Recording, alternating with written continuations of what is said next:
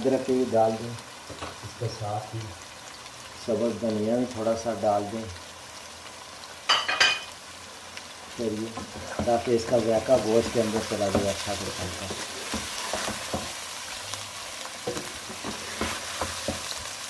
یہ بھجیا جی، یہ دیکھ سکتے ہیں زبردست قسم کا، اور یہ جو ٹماٹر میں نے کاٹ کے رکھے تھے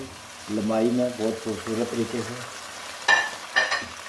یہ اس کے اندر جائیں گے جی۔ یہ دیکھ لیں، یہ جو اس کو فرق رہ گیا ہے یہ اسی ٹماٹروں کے دم میں، جب میں اس کو 10 منٹ کے لیے دم دوں گا تو یہ اسی کے دم کے ساتھ جو ہے نا